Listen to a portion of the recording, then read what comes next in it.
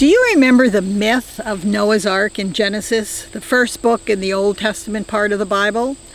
I call this story a myth because, though it is not literally true, it still offers us a truth, as myths do, or several truths actually, that are so much deeper and more profound than simple historical accuracy could ever be. And do you remember seeing illustrations of this myth? It is seldom the subject of museum-quality art. None of the great masters, Rembrandt, Giotto, ever painted it. Most pictures are of the Hallmark variety, created for young children in Sunday school classes, though it is hardly a children's story. And the focus is almost always on pairs of animals standing in an orderly queue, awaiting their turn to walk up the wooden ramp and disappear into the ark itself. We see the mice and the mountain lions, followed by the lizards and the llamas. We see the great horned owls swooping in just before the ruby-throated hummingbirds. And look, over there are the powerful 2-ton elephants and the adorably fuzzy koala bears that everyone loves. Of course, come to think of it, we never see the fleas, ticks, and mosquitoes that no one likes, but surely they were there as well. And we who know the story remember that when the animals are all on board, Noah pulls in the ramp and slams the doors of the ark shut. He waits with bated breath until the first raindrops fall, and the floodwaters finally lift up the ark and set it afloat for 40 days and 40 nights. In biblical language, that is one heck of a long time. What we never see illustrated, however, and what the originator of the myth never tells us, is what went on inside the ark for all those seemingly endless days and nights. Animals of every sort and variety crammed together in a leaky wooden boat 300 cubits long, about half the length of the Titanic. Wow. Imagine, if you will, the barking dogs get the coyotes baying and wolves howling, which sets off the lions roaring and the hyenas sending out their high-pitched staccato sound, signaling their disapproval of all the commotion. The cat goes after the canary, the leopard stalks the gazelle. The mice hide in a corner until one of the elephants stumbles and nearly steps on them. In terror, they flee to who knows where.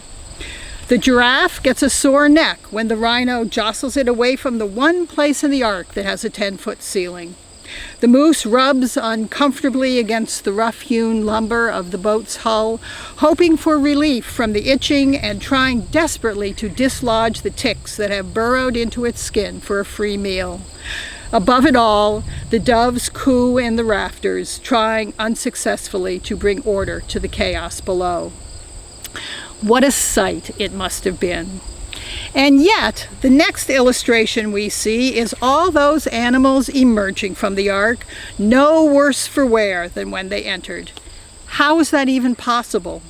What held together what had to have been a so close to broken, nearly shattered community? Imagine, if you will, the old gray mare stomping its hoof for attention, the winsome rabbit calling for order in a voice no one knew she even had, the ancient and wise owl speaking in a gravelly and serious tone. Stop. Stop your bickering. Quit your complaining. Watch where you step. We are all in this together, and we need to make it work.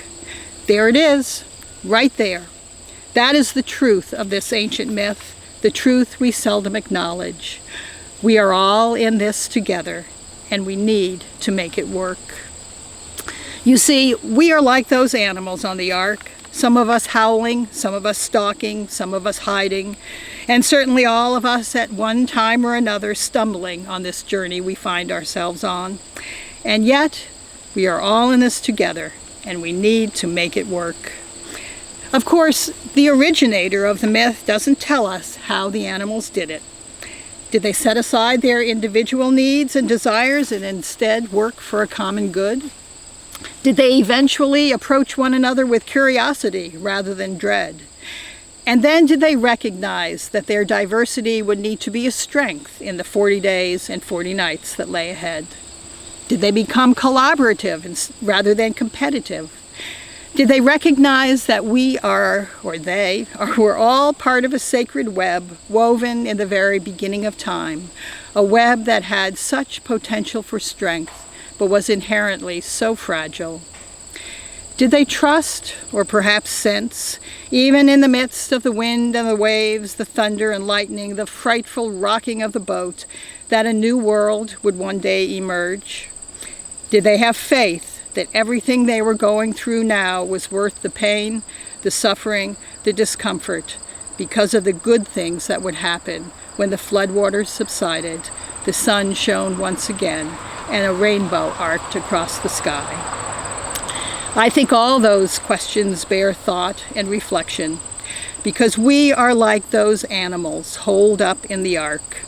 Even if no one has said it aloud, surely we are thinking, we are all in this together, and we need to make it work.